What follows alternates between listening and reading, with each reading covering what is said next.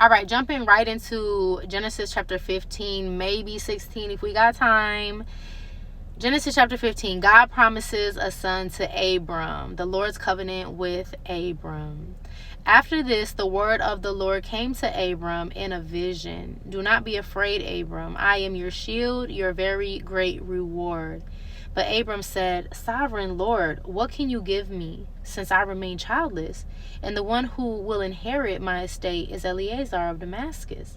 And Abram said, You have given me no children, so a servant in my household will be my heir.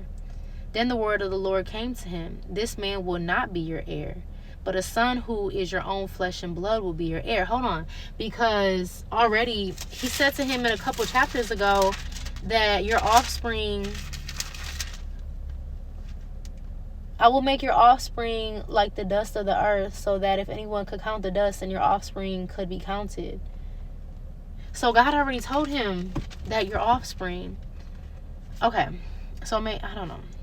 So maybe that's the reason why Abram's like, you said my offspring. Like, what you gonna give me, God?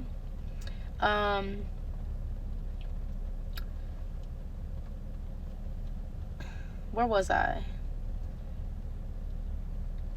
This man will not be your heir, but a son who is your own flesh and blood will be your heir. He took him outside and said, Look up at the sky and count the stars, if indeed you can count them. So he's saying, if you can count that many stars, like that's how great the descendants will be of your son. There's that many stars, like unlimited amount, so many that you can't count. That's how many descendants that will come from your son, your very own offspring. Then he said to him, So shall your offspring be. Abram believed the Lord, emphasis on believed the Lord, and he credited it to him as righteousness. He also said to him, I am the Lord who brought you out of Ur of the Chaldeans to give you this land to take possession of it. But Abram said, Sovereign Lord, how can I know that I will gain possession of it? So the Lord said to him, Bring me a heifer, a goat, and a ram, each 3 years old, along with a dove and a young pigeon. Abram brought all these to him, cut them in two, and arranged the halves opposite of each other. The birds, however, he did not cut in half. Then birds of prey came down on the carcasses, but Abram drove them away. As the sun was setting, Abram fell into a deep sleep, and a thick and dreadful darkness came over him. Then the Lord said to him, Know for certain that for 400 years your descendants will be strangers in a country not their own, and that they will be enslaved and mistreated there. But I will punish the nation they serve as slaves, and afterward they will come out with great possessions. You, however, will go to your ancestors in peace and be buried at a good old age. Okay, we're about to read more about that soon to come. Verse 15, you, however, will go on to your ancestors in peace and be buried. Okay. 16, in the 4th generation, your descendants will come back here, for the sin of the Amorites has not yet reached its full measure. When the sun had set and the darkness had fallen, a smoking fire pot with a blazing torch appeared and passed between the pieces. On that day the Lord made a covenant with Abram and said, To your descendants I give this land, from the Wadi of Egypt to the great river of the Euphrates, the land of the Kenites, Kenizzites, Cadmonites, Hittites, Perizzites, Rephaites, Amorites, Canaanites, Girgashites, and Jebusites. Chapter 16. We have enough time. Hagar and Ishmael. Now, Sarai, Abram's wife, had borne him no children, but she had an Egyptian slave named Hagar. So she said to Abram, The Lord has kept me from having children. Go, sleep with my slave. Perhaps I can build a family through her.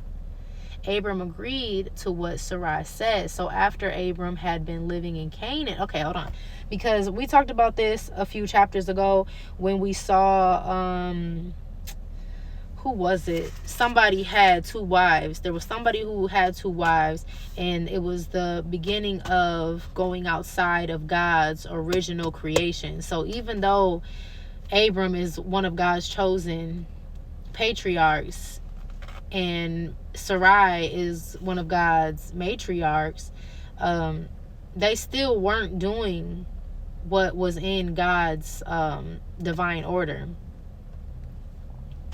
They have a sinful nature that is in our nature. Where was I? Okay. Go, sleep with my slave. Perhaps I can build a family through her. From the jump, that don't even sound like a good idea. Like, girl. Abram agreed to what Sarai said, just like a man. So after Abram had been living in Canaan 10 years, Sarai, his wife, took her Egyptian slave Hagar and gave her to her husband to be his wife. He slept with Hagar and she conceived. When she knew she was pregnant, she began to despise her mistress. Then Sarai said to Abram, "You are responsible for the wrong I am suffering. I put my slave in your arms, and now that she knows she is pregnant, she despises me. May the Lord judge between me and you and me. Your slave is in your hands," Abram said. "Do with her whatever you think is best." Just like a man. Oh, Lord. Then Sarai mistreated Hagar, so she fled from her. The angel of the Lord found Hagar near a spring in the desert. Okay, y'all. It's getting juicy. It's getting juicy. It was the spring that is beside the road to Shur. Then he said, "Hagar, slave of Sarai, where have you come from and where are you going?" Okay, the angel of the Lord found Hagar near the spring and said that to her. Okay. I'm running away from my mistress Sarai," she answered.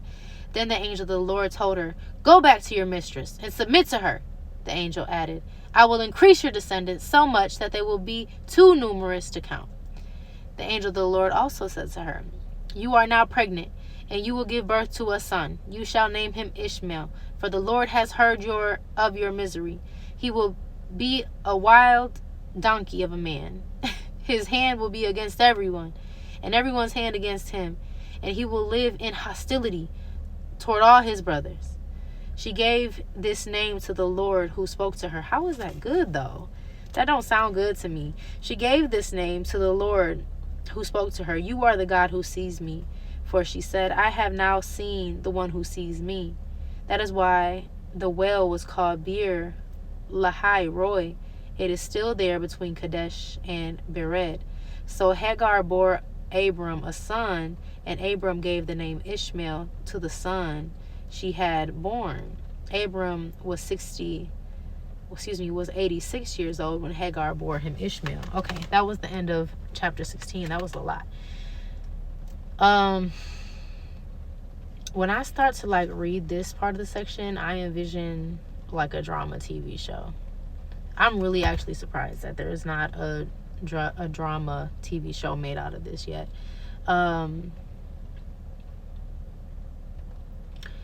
So Ishmael is the son of Abram. So God says too that his descendants will be numerous, but they will be too numerous to count. But y'all gonna see, it ain't no Isaac. It ain't no Isaac. And y'all will learn about Isaac in soon.